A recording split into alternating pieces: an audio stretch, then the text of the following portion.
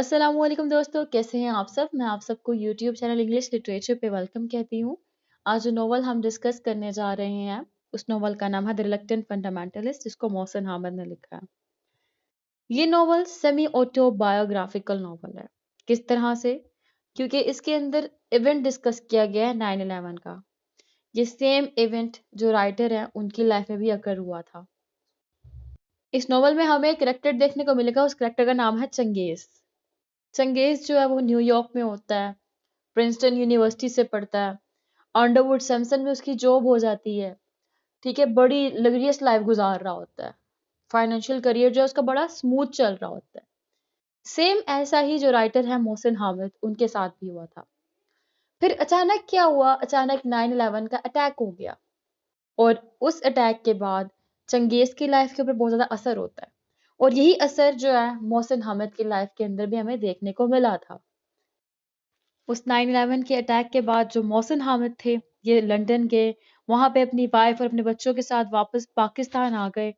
फिर इन्होंने अपना 2007 के अंदर ये नॉवल कंप्लीट किया, द रिटन फंडामेंटलिस्ट, उसको पब्लिश करवाया। राइटर के जो मोस्ट इंपॉर्टेंट नॉवेल्स हैं उनमें से एक का नाम है moth smoke, MOTHSMOKE, moth smoke. दूसरे का नाम है द रिलक्टेंट फंडामेंटलिस्ट और तीसरे का नाम है how to get filthy rich in rising Asia. ये राइटर के 3 इंपॉर्टेंट नॉवेल्स हैं। अब राइटर के बारे में गपशप कर ली हमने, अब थोड़ा सा टाइटल को देख लेते हैं। टाइटल में क्या बताया गया है? फंडामेंटलिस्ट किसे कहते हैं? एक्सट्रीमिस्ट को, तशद्दुद पसंद को। रिलक्टेंट किसे कहते हैं?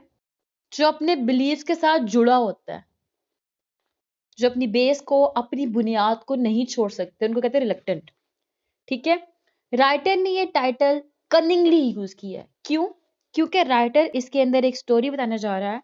वो स्टोरी 9/11 के कॉन्टेक्स्ट में लिखी गई है और उसमें बताया गया है किस तरह से after the attack of 9/11 Muslims के ऊपर लेबल लगा दिया गया था टेररिस्ट का, फंडामेंटलिस्ट का, रिलक्टेंट फंडामेंटलिस्ट का। तो राइटर इसमें बताएगा कि वेदर दे वर और दे आर फंडामेंटलिस्ट और नोट, क्या वो फंडामेंटलिस्ट हैं या थे या नहीं थे। राइटर पूरी स्टोरी नरेट करेगा, नरेट करने के बाद आपको आंसर मिल जाएगा। और इसका इंपॉर्टेंट क्वेश्चन भी यही है कि चंगेज जो है, क्या वो फंडामेंटलिस्ट था या वो रिलेटेंट फंडामेंटलिस्ट था या वो डिसइलियंड हुआ था। डिसइलियंड किससे हुआ था? अमेरिकन ड्रीम से। और बहुत इंपॉर्टेंट कोटेशन है, Changez is certainly not a fundamentalist. He is not even a reluctant fundamentalist. He is only disillusioned, disappointed, yes, humiliated. तो इस व्यू को माइंड में रखते हुए हम लोग इस नोवेल को पढ़ेंगे। अच्छा, अब कुछ फैक्ट्स बता दूं मैं आपको कि नंबर 1 जो सेंट्रल इवेंट है इसके अंदर वो 9/11 का अटैक ही है।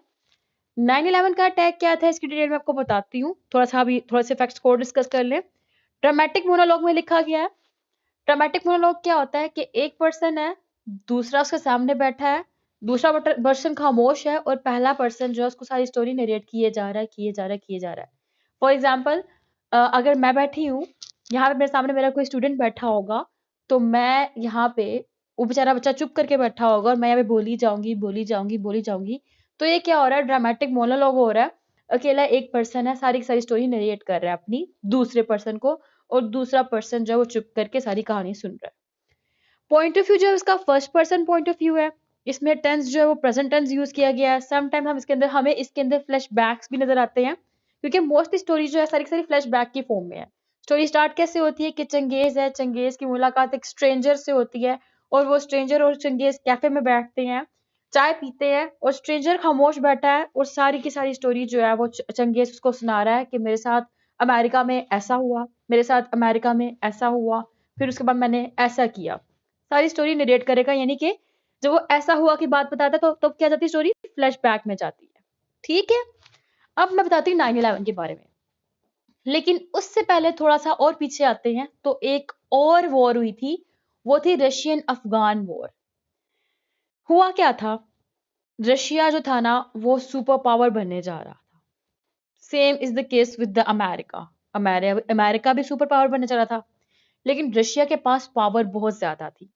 ठीक है, अब क्या हुआ कि तालिबान थे अफगान के अंदर, अमेरिका ने उनको कहा कि रशिया जो है वो आपके बिलीव्स के एंटी बात करता है और रशिया जो है वो आपके भी एंटी बात करता है। इसीलिए अफगानिस्तान जो था वो रशिया के खिलाफ हो गया। एक तो ये कॉज थी ना, इसके अलावा बहुत ज्यादा कॉज थी। एक कॉज क्या थी कि रशिया की जो आर्मी थी, उन आर्मी ने आके अफगानिस्तान में अपना प्रैक्टिस वगैरह करना शुरू कर दी थी, लोगों को ह्यूमिलेट करना शुरू कर दिया था। और भी बहुत सी कॉजेज थी। इन शॉर्ट आप ये याद रख लें कि रशिया और अफगानिस्तान में काफी क्लैश चल रहे थे। और अफगानिस्तान के साथ एक लिंक्ड कंट्री थी पाकिस्तान, दूसरी थी सऊदी अरेबिया। अफगानिस्तान एक मुस्लिम कंट्री, पाकिस्तान एक मुस्लिम कंट्री और सऊदी अरेबिया एक मुस्लिम कंट्री। ठीक है। और एक और कंट्री थी, वो थी अमेरिका। अब अमेरिका ने क्या किया? अमेरिका ने अफगानिस्तान को रशिया से जंग लड़ने के लिए असलहा प्रोवाइड किया, वेपन प्रोवाइड किए, ऑर्नामेंट प्रोवाइड किए। अब क्वेश्चन ये कि अमेरिका ने मुस्लिम कंट्री को क्यों सपोर्ट किया कि वो रशिया को डिस्ट्रॉय कर दे? इसका आंसर ये है क्योंकि दो कंट्रीज का कंपटीशन चल रहा था, एक था रशिया एक था अमेरिका।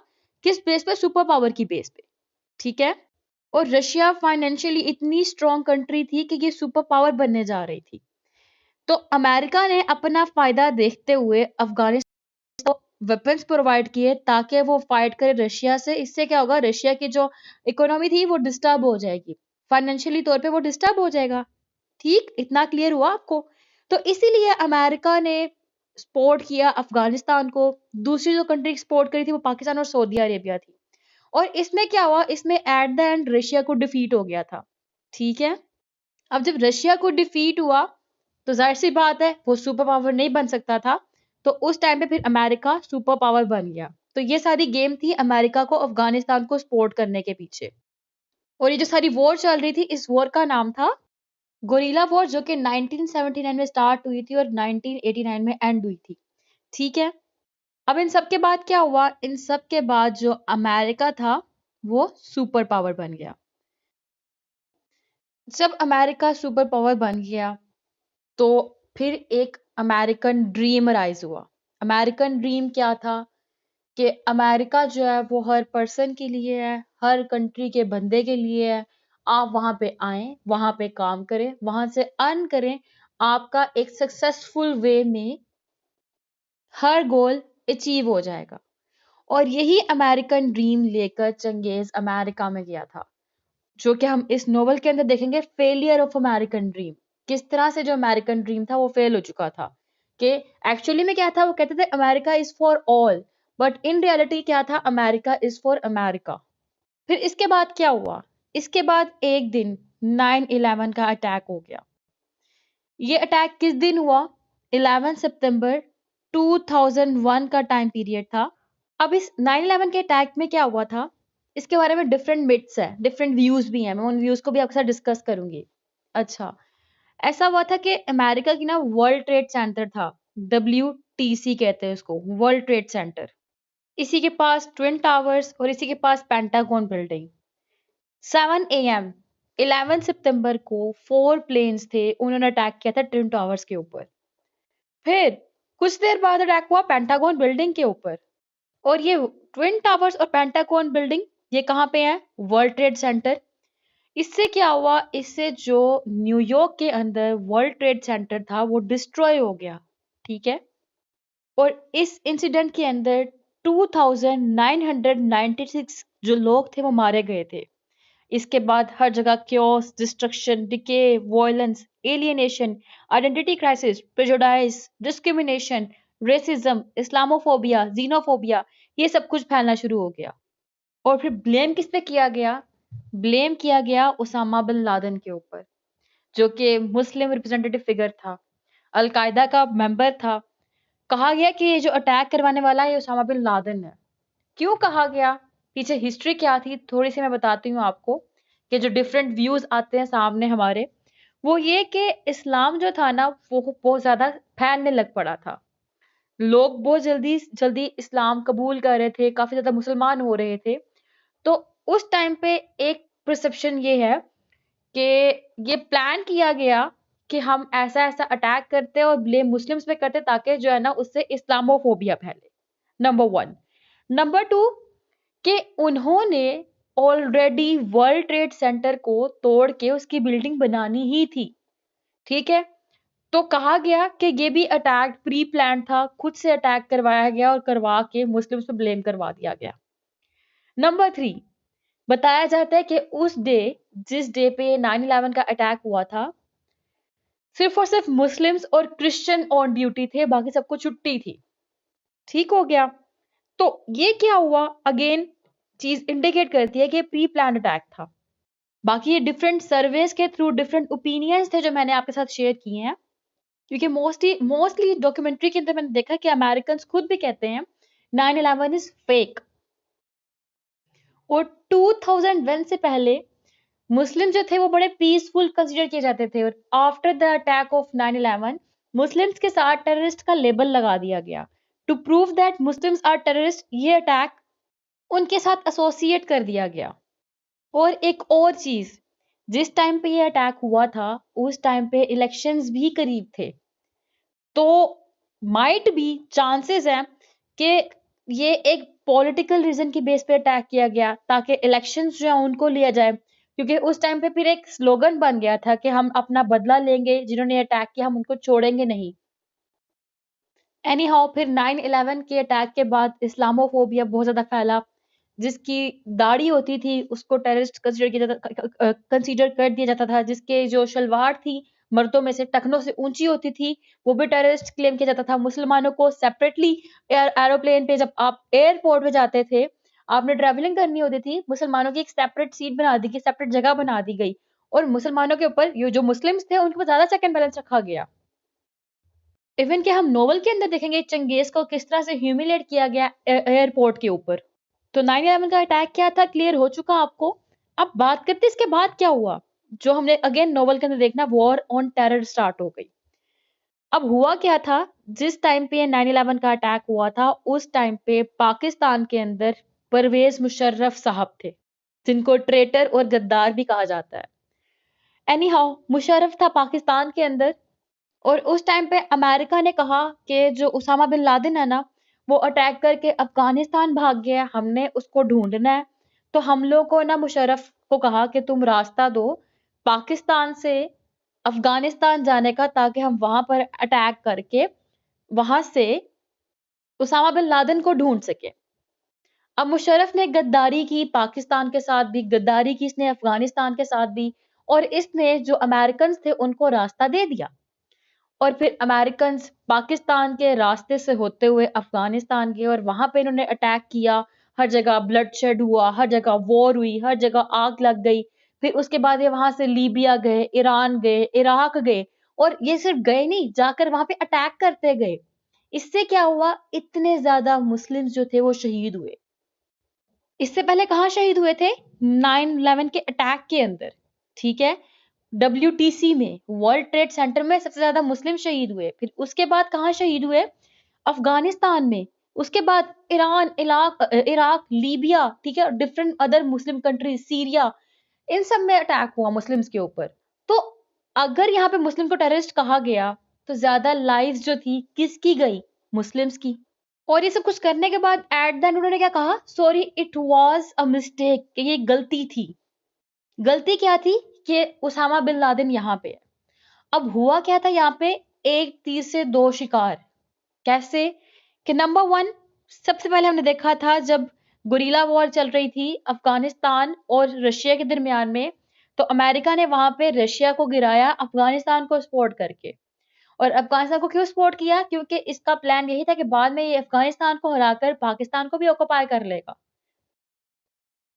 बट एनी हाउ जब इन्होंने अफगानिस्तान पे अटैक किया, वॉर ऑन टेरर शुरू हुई, उस वॉर ऑन टेरर से बहुत ज्यादा नुकसान हुआ था मुसलमानों की लाइफ्स को। तो ये सारा पर्पस था वॉर ऑन टेरर का। आई होप कि आपको इस स्टोरी का जो बैकग्राउंड है, हिस्टोरिकल बैकग्राउंड, जो कॉन्टेक्स्ट है वो क्लियर हो चुका होगा।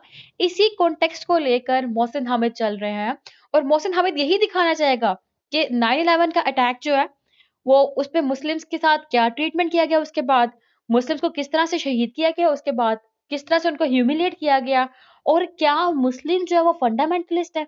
क्या मुस्लिम रिलेक्टेंट फंडामेंटलिस्ट है?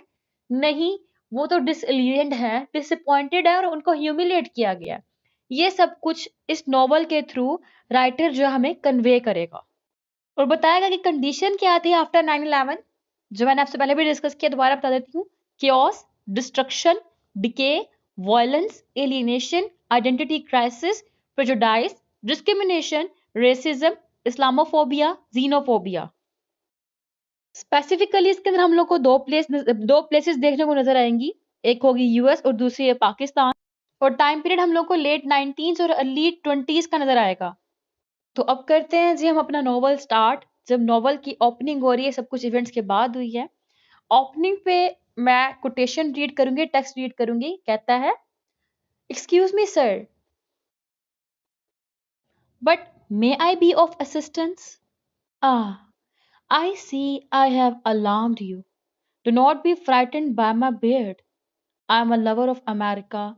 I noticed that you were looking for something more than looking. In fact, you seem to be on a mission.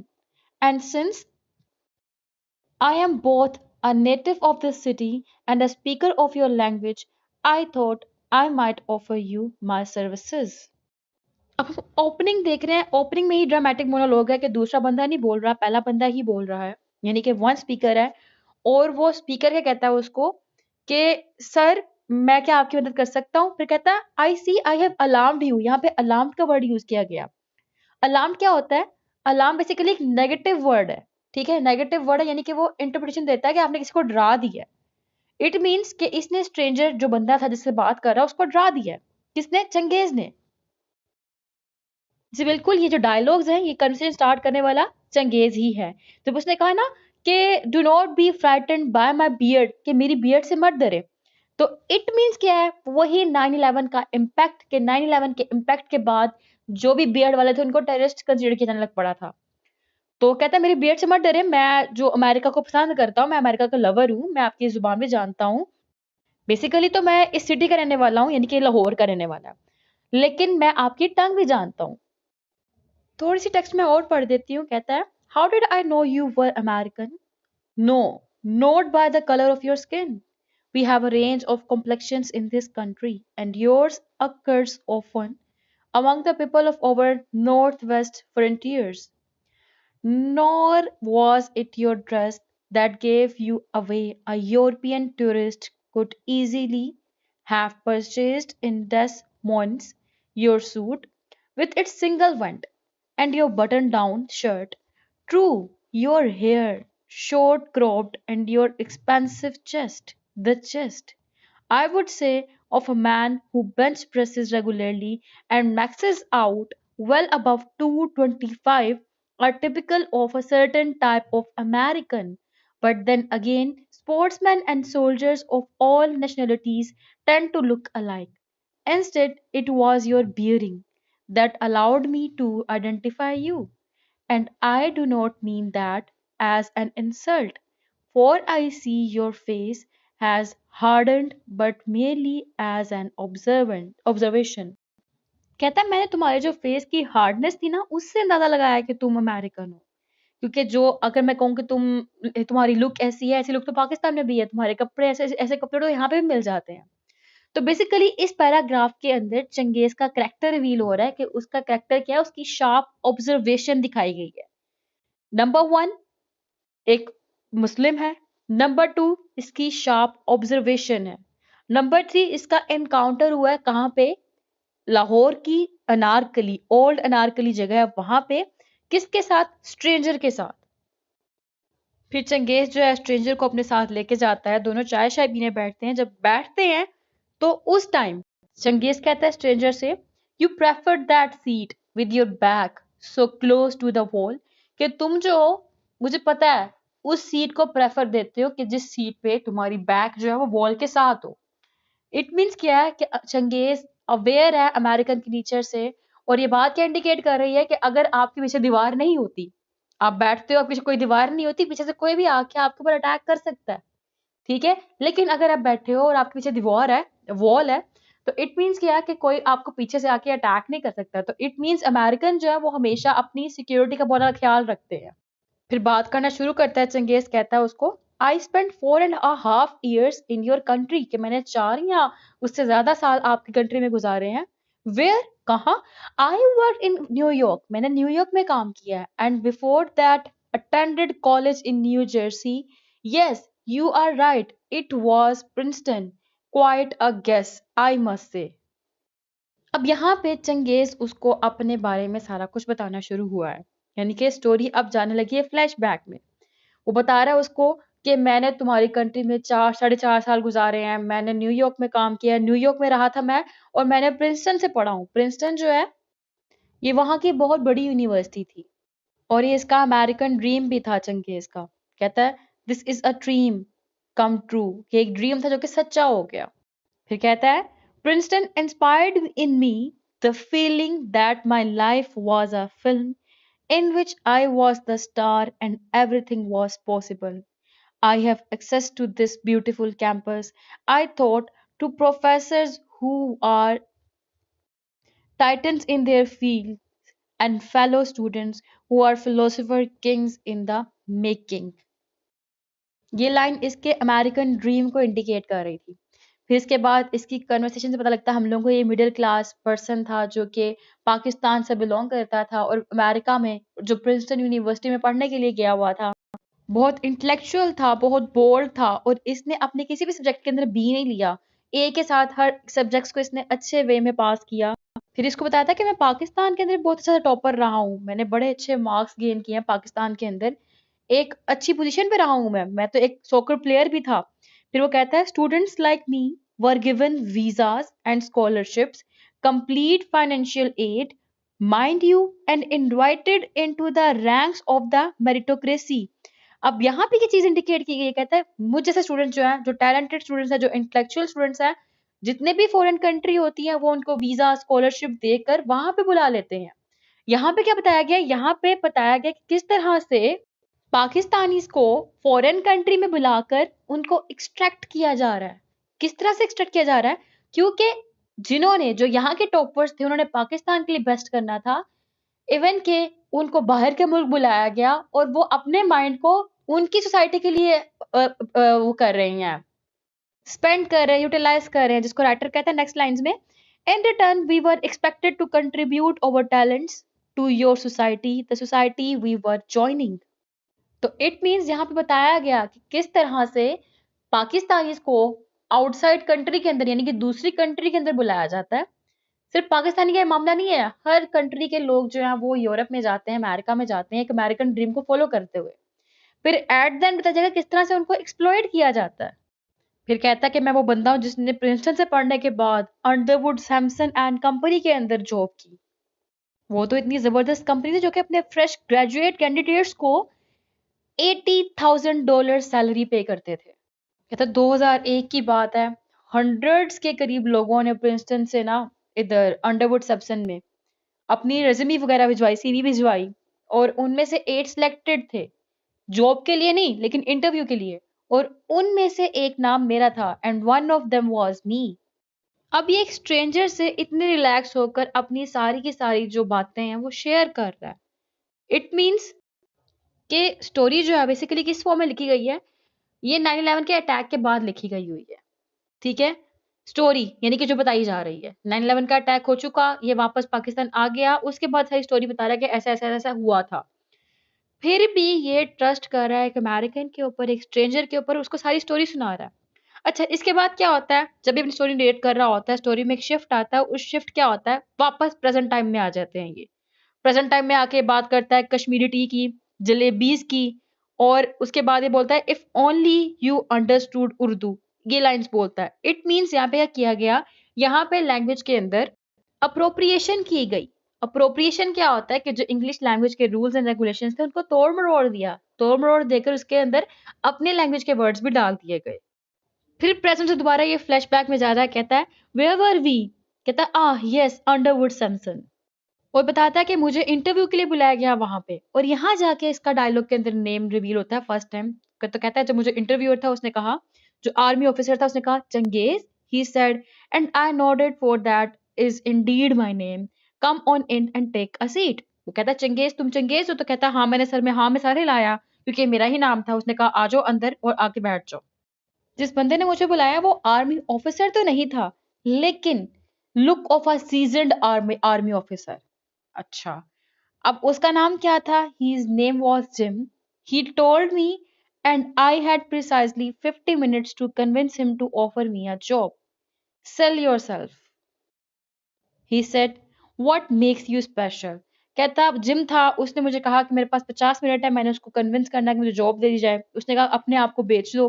फिर उसके बाद कहा कि क्या चीज़ है जो तुम्हें स्पेशल बनाती है। फिर ये अपने पॉइंट्स दे देकर उसको अपना पूरा इंटरव्यू इंटरव्यू देता है। ये बताता है अपने एजुकेशन कैरियर के बारे में बताता है। फिर उससे पूछता है कि तुम कहाँ से बिलोंग करते हो? बताता है मैं लाहौर से बिलोंग करता हूँ, जो कि पंजाब के अंदर है, पाकिस्तान के अंदर है। फिर इसके बाद वो पूछता है and are you on financial aid? क्या तुम फाइनेंशियल एड के ऊपर यहाँ पे आए हो? कहता है पहले मैं इस सवाल से बड़ा हेजिटेट हुआ, लेकिन बाद में मैंने कहा हाँ, यस। तो बेसिकली ये अपना जो फाइनेंशियल एड वाली बात थी उसको एक्सपोज नहीं करना चाह रहा था, लेकिन इसको ये बताते हुए लाइक बुरा भी फील हो रहा था चंगेज को, क्योंकि ये चीज इसकी फाइनेंशियल जो स्टेटस था उसको रिप्रेजेंट कर रही थी। और यहाँ इनकी कन्वर्सेशन से हम लोग मार्क्सिज्म का थीम भी अप्लाई कर सकते हैं इसके ऊपर, जहाँ पर रिच एंड पुअर की बात की जाए। क्योंकि जो जॉब देने वाला है वो रिच है, जो जॉब लेने के लिए आया वो फाइनेंशियल एड पे आया है। और वो बताता है कि पाकिस्तान के अंदर जो वुमेन है, जो मेन है, इतने रिच नहीं है। कहता है but we are not rich, the men and women, yes, the women too of my household are working people, professionals. Dot means text continue है। फिर कहते हैं salaries have not risen in the line with inflation. The rupee has declined steadily against the dollar. यहाँ पे फिर financial status indicate किया गया। फिर कहता है इंटरव्यू प्रॉपर हुआ, उसके बाद फाइनली इसको जॉब मिल जाती है। जिम कहता है you have got an offer, we will give you 1 week to decide. इसके बाद चंगेज बताता है कि वो ग्रीस जाता है, यानी कि उसकी जॉब तब हो गई अंडरवुड में ना। अब वो वहां पे काम कर रहा है, अपना करियर वहां पे स्टार्ट कर दिया। उस करियर के स्टार्ट होने के बाद इसको हॉलीडेज होती हैं, उन हॉलीडेज में ये ग्रीस जाता है। जब ये ग्रीस आता है इसकी मुलाकात एरिका से होती है। एरिका जो है इस नॉवल की अनदर प्रोटैगनिस्ट है। नंबर 1 पे चंगेज है। चंगेज पाकिस्तान को रिप्रेजेंट कर रहा है, एरिका अमेरिका को रिप्रेजेंट कर रही है। ठीक है, तो कहता है इसकी मुलाकात एरिका से होती है, बहुत ही खूबसूरत लड़की जो कि वो भी प्रिंसटन से पढ़ी होती है, और ये एरिका को पसंद करने लग पड़ता है। फिर इसके बाद जब वापस न्यूयॉर्क आता है ना, तो ये सैमसन के लिए, अंडरवुड सैमसन के लिए काम करना शुरू कर देता है और अपना ज्यादातर टाइम जो है ना एरिका के साथ स्पेंड करता है। फिर चिंकेस बताता है एरिका के अबाउट कि एरिका जो है वो एक खूबसूरत लड़की थी।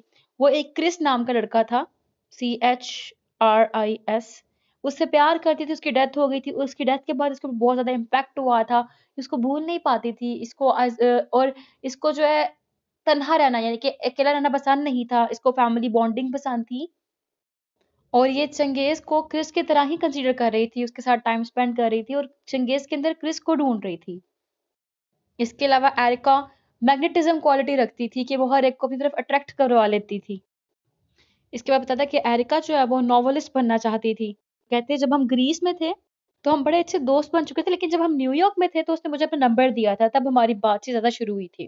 फिर दोबारा ये प्रेजेंट टाइम में आता है, स्ट्रेंजर से बात करते हुए कहता है I was in 4.5 years never an American. I was immediately a New Yorker. What? My voice is rising? You are right.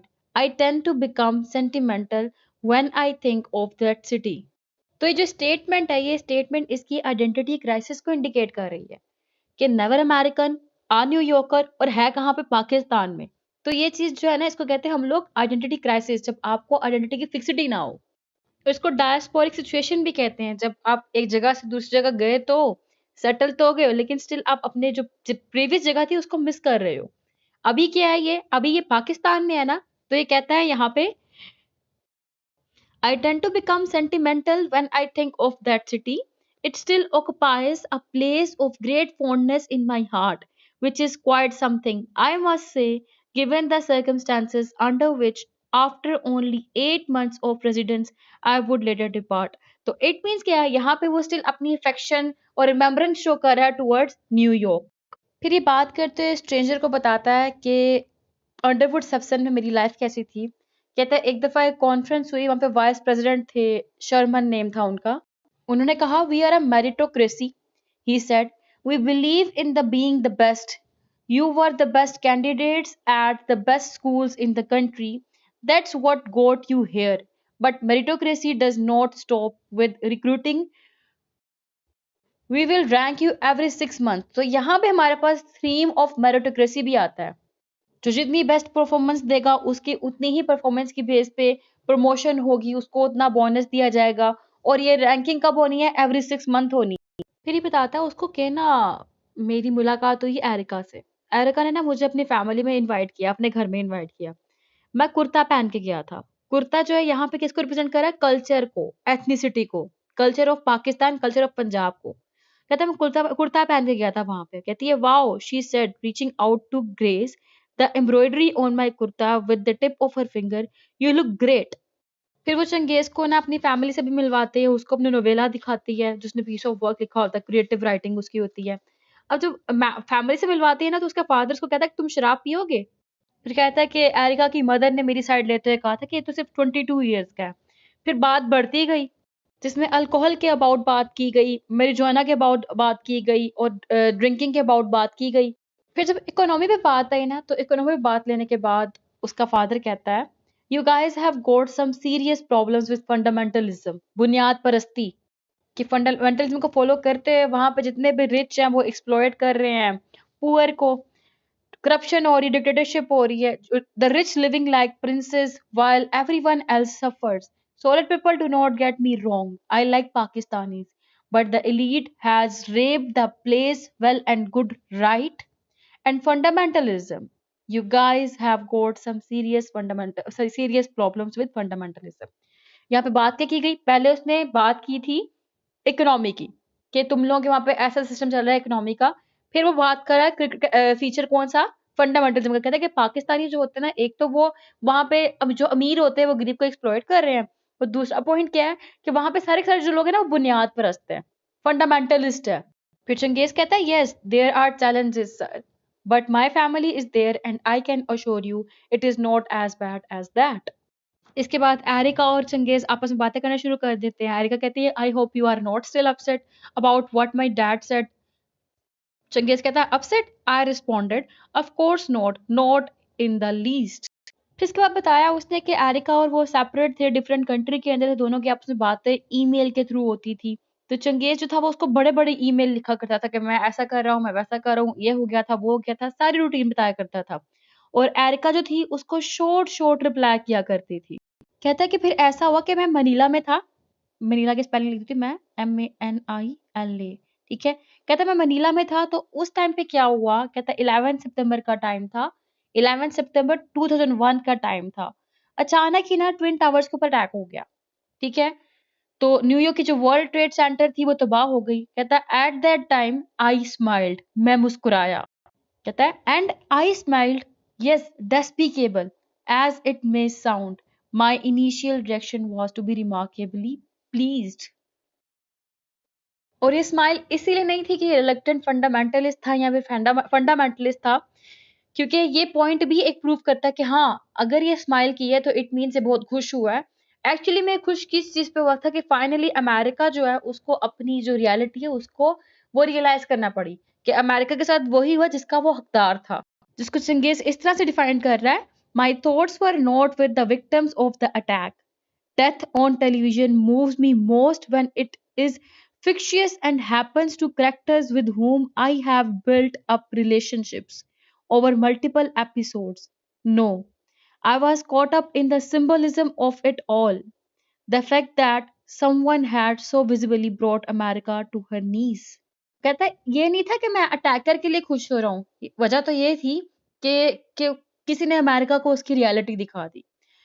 Any how फिर उसके बाद कहता मैं वापस जा रहा था पाकिस्तान। जब मैं पाकिस्तान जा रहा था, जब मैं एयरपोर्ट पे पहुंचा, तो एयरपोर्ट पे मुझे क्या किया गया? मुझे आर्म्ड गार्ड्स आए थे, वो मुझे सेपरेट ले गए उन सब से जो मेरे साथ टीम मेंबर्स थे। सेपरेट ले जाकर मुझे एक रूम में ले गए और रूम में जाकर उन्होंने मुझे ह्यूमिलेट किया। कहता at the airport, I was escorted by armed guards into a room where I was made to strip down my boxer shorts. I had rather embarrassingly chosen to wear a pink pair patterned with teddy bears, but their revelation had no impact on the sphere expressions of my inspectors. कहता मुझे separate ले जाया गया, मुझे humiliate किया गया। क्यों? Because of my south Asian feature, because मैं एक मुस्लिम था इसीलिए। फिर चंगेज को रियलाइज होता है कि जो वर्ल्ड है इसके लिए चेंज हो चुका हुआ है। अब वहां पे जो हेटर था अमेरिकन का टुवर्ड मुस्लिम, जो डिस्क्रिमिनेशन था टुवर्ड मुस्लिम, जो प्रिजुडाइज थे, वो सबके सब खुल के सामने आ रहे थे। और इस्लामोफोबिया हर जगह फैला दिया गया था कि जो भी मुस्लिम है इट मीन्स वो टेररिस्ट है। ये चीज हर जगह फैला दी गई थी। एरिका का जो ट्रीटमेंट था वो भी चंगेज से बहुत बदल गया था। एरिका के ऊपर भी 9/11 का बहुत ज्यादा इफेक्ट हुआ था। और एरिका भी एक्सप्लॉइट कर रही थी चंगेज को, यूज कर रही थी in the name of Chris, क्योंकि क्रिस उसका बॉयफ्रेंड था। वो अपने डेड बॉयफ्रेंड की मेमोरीज को, उसके फेस को चंगेज के अंदर फाइंड आउट करने की कोशिश कर रही थी और उसे सोलेस लेने की कोशिश कर रही थी। तो चंगेज जो था वो totally totally isolated, alienated feel कर रहा था। और इस वजह से वो वापस चला गया पाकिस्तान, ताकि पाकिस्तान जाके इसको थोड़ा सा पीस मिल सके, ताकि थोड़ा सा सुलेस मिल सके, अपनी ओल्ड मेमोरीज थोड़ा सा खो सके। फिर जंगेज पता था कि जब मैं पाकिस्तान आया ना, तो पाकिस्तान आने के बाद देखता हूँ कि वॉर ऑन टेरर चल रही है, जिसके ऊपर उन्होंने कहा कि उसामा बिन लादेन ने मर्डर किया था, यानी कि अटैक करवाया था, और वो उसी बेस पे, वॉर ऑन टेरर की बेस पे हर जगह अटैक करते फिर रहे हैं। तो कहता है मैं बड़ा परेशान था कि मेरी फैमिली ने क्या बिगाड़ा है, क्योंकि वॉर और टेरर जो है ना, वॉर ऑन टेरर, उससे हर एक बंदा इफेक्ट हो रहा था। कहता मुझे मेरी फैमिली के बहुत टेंशन था। फिर जब मेरा वापस जाने का टाइम आया तो मैंने इन the form of reaction beard रख ली, दाढ़ी रख ली। दाढ़ी क्या थी, यहाँ पे आइडेंटिटी यूज की, क्योंकि मुस्लिम की आइडेंटिटी उसकी दाढ़ी होती है। तो उसने बियर्ड अपने फेस पे रख ली in the form of reaction. और दाढ़ी रखकर जब ये दोबारा गया था उधर न्यूयॉर्क में, तो सबका बिहेवियर टुवर्ड हिम बड़ा वियर्ड किस्म का था, अजीब किस्म का था। इसको वेन राइट भी एक कोलीग है इसका, जो कि चंगेज की तरह एक नॉन वाइट पर्सन है, एक ब्लैक है। वो चंगेज को एडवाइस करता है कि तुम ये बियर्ड जो है उसको उतार लो, क्योंकि अगर तुम ये बियर्ड रखोगे लोग तुम्हें बड़ा ना अजीब वे में ट्रीट करेंगे। तो आगे से कहता है नहीं, ये मेरी आइडेंटिटी है, मैं इसको नहीं उतारने वाला। हमारे everyone in our country has it, सबके मुंह के ऊपर ये दाढ़ी होती है। तो कहता है ये आइडेंटिटी है हमारी, मैं इसको नहीं उतारूंगा। Anyhow, in the form of resistance से अपनी पोस्ट से भी रिजाइन कर देता है। और इसको जब ये पोस्ट छोड़कर जा रहा होता है तो सिर्फ और सिर्फ वैन राइटर पर्सन था जो इसके हैंड चेक करता है, और कोई भी इससे अपना हाथ नहीं मिलाता। अच्छा, अंडरवुड सेप्सन वापस जाने से पहले ये इसकी मुलाकात होती है जॉन बतिस्ता नाम के एक पर्सन से, जो कि इसके फादर का फ्रेंड है।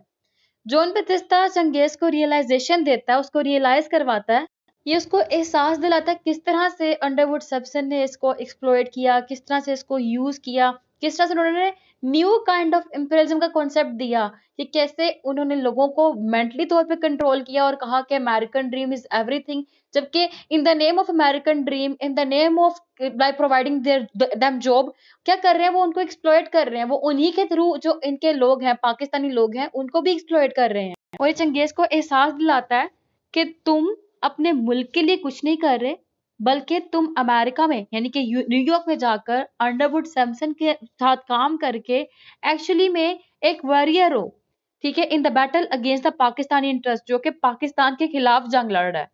वो जंग कौन सी है, वो कल्चर की है, क्योंकि जो अमेरिकन थे, जो न्यूयॉर्कर थे, वो एक्चुअली में कर रहे थे, इंपीरियलिज्म का कॉन्सेप्ट दे रहे थे।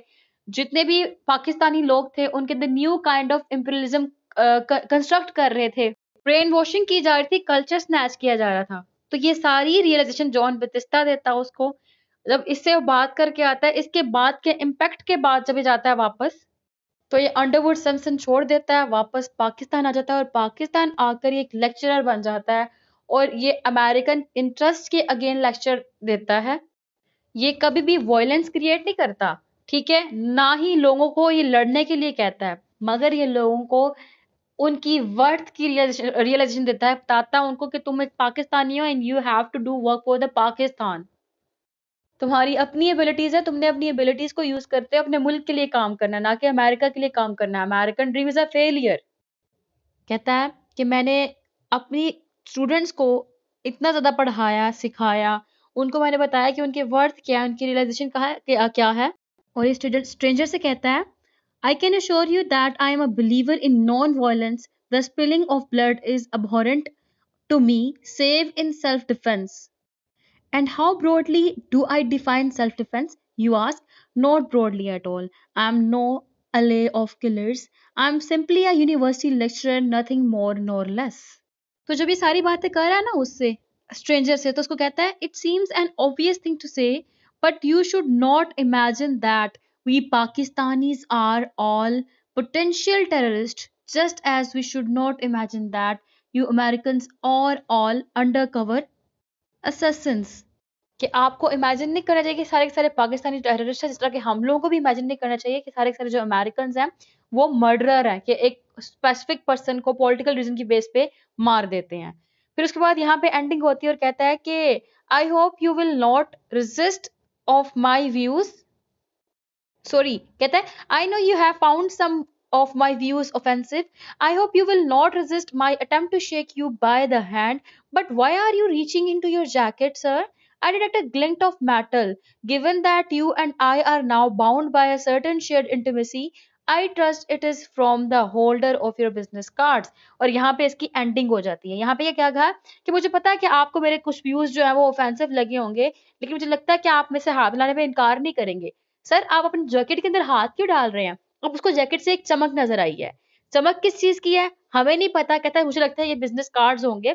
लेकिन अब यहाँ पे राइटर ने रीडर को सोचने में मजबूर किया, खुद ही सोचे क्या वो चमक जो है वो एक पिस्टल की है, क्या वो एक स्ट्रेंजर, एक सीआईए का पर्सन था, वो स्ट्रेंजर कौन था, कहाँ से आया, क्यों आया, कुछ नहीं पता। रीडर अब यहाँ पे सोचेगा, रीडर सोचेगा यहाँ पे कि माइट भी वो गोली चलाने निकालने निकालने लगा मारने के लिए, ठीक है, so on.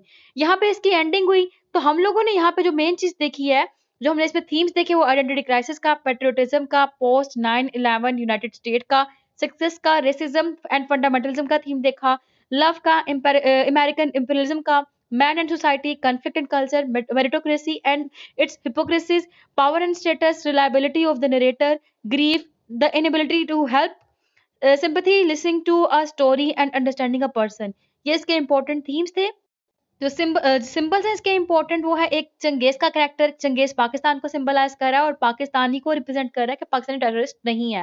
Areca character, areca जो है अमेरिका को सिंबलाइज कर रही है कि किस तरह से एरिका ने चंगेज को यूज किया, ठीक, in the name of Chris, अपनी मेमोरीज को बर्न करने के लिए। इस तरह से अमेरिका जो है पाकिस्तानी लोगों को यूज कर रहा है, किसके लिए? अपनी जो अथॉरिटी है उसको डोमिनेट करने के लिए और दूसरों को क्या कहते हैं उसको क्लोनाइज्ड करने के लिए। और जॉन बतिस्ता ये कैरेक्टर जो सिंबॉलिक है, सिंबॉलिक है किस तरह से, क्योंकि इसने रियलाइजेशन दी थी चंगेज को। बेड बेड जो आइडेंटिटी को इंडिकेट कर रही है। चंगेज का और एरिका रिलेशनशिप जो है वो इंडिकेट कर रहा है अमेरिका का पाकिस्तान के साथ रिलेशनशिप को। अंडरवुड सेप्सन जो है ये भी यूएस और उसकी पावर को इंडिकेट कर रहा है, सिंबलाइज कर रहा है, और कलोनियलिज्म को सिंबलाइज कर रहा है। Fall of twin towers American domination के फॉल को सिंबलाइज कर रहा है। टी यहाँ पे इंटीमेसी, कल्चर एंड फ्रेंडशिप को सिंबलाइज करे। लेकिन जब हम स्टार्ट में देखते हैं नॉवल के, जब वो बड़ा अजीब फील करता है स्ट्रेंजर उस टी को लेने से, और चंगेज कहता है हम कप को एक्सचेंज कर लेते हैं, तो वहां पे पॉइजन को सिंबलाइज कर रही है कि किस तरह से जो स्ट्रेंजर्स हैं वो पैरानोइड है अबाउट बीइंग पॉइजन्ड, ठीक है। जो चंगेज का स्कार है एक एम्बिवेलेंट सिंबल है, जो कि इविल को भी सिंबलाइज कर रहा है और इनोसेंस को भी सिंबलाइज कर रहा है, जो कि सिंबलाइज कर रहा है कि इसके ऊपर अटैक किया गया और सिंबलाइज कर रहा है कि अटैक से बच के भी आया, क्योंकि ये स्कार डार्क है। डार्क होने की बेस पे जो डार्क कलर है वो इविल को सिंबलाइज करता है। एनी हाउ इस स्कार की बहुत ज्यादा इंटरप्रिटेशन है, मैं आपको सजेस्ट करूंगी आप खुद से रीड आउट कर लीजिएगा, क्योंकि लेक्चर बहुत ज्यादा लंबा हो गया है। फिर भी जो मोस्ट वैलिड इंटरप्रिटेशन दी जाती है इसके अबाउट, वो यही दी जाती है कि ये इनोसेंस को सिंबलाइज कर रहा है चंगेज के माइट बी जब ये एंटी अमेरिकन लेक्चर्स दे रहा था, तो हो सकता है उस दौरान इसके ऊपर किसी ने अटैक किया हो, ठीक हो गया। और दूसरा पॉइंट दिया जाता है जब उसने कहा था कि मेरे पास एक मोल्टन वैक्स यानी कि एक कैंडल थी, कैंडल की वैक्स गिर गई, उससे ये जला है, तो हो सकता है ये चंगेज ने झूठ बोला हो, इंटरप्रिटेशन है ना, क्योंकि हो सकता है चंगेज ने झूठ बोला हो। अगर ये जला होता तो ये स्कार इतना ज्यादा प्रोमिनेंट ना होता जितना इसको हाईलाइट किया गया। तो इन अ नटशेल हम लोगों ने जो समझा है इससे यही समझा है कि चंगेज जो था वो अमेरिका को बड़ा आइडियलाइज करता था, न्यूयॉर्क को बड़ा आइडियलाइज करता था, उसने अमेरिकन ड्रीम बना रखा था। जब वो अमेरिका में गया और वहां पे जाके जब 9/11 का अटैक हुआ, उसके बाद जो इसने देखा, प्रिजुडाइज देखे, डिस्क्रिमिनेशन देखा, एक्सप्लॉयटेशन देखा, इसके बाद इसको रियलाइजेशन हुई कि अमेरिकन ड्रीम तो एक फेलियर है, इसकी कोई रियल एग्जिस्टेंस नहीं है। और उसके बाद इसने रेजिस्टेंस अपनी शो की, इसने बियर्ड रख ली, बियर्ड रखने के बाद इसने अपनी पोस्ट से रिजाइन कर दिया, पाकिस्तान आ गया, लेक्चरर बन गया, उसने एंटी अमेरिकन लेक्चर्स देना शुरू कर दिए। आई होप ये लेक्चर आपके लिए हेल्पफुल रहा होगा। दुआओं में खास याद रखिएगा। फिर मिलते हैं नेक्स्ट वीडियो में नेक्स्ट लेक्चर के साथ। तब तक के लिए अल्लाह हाफ़िज़।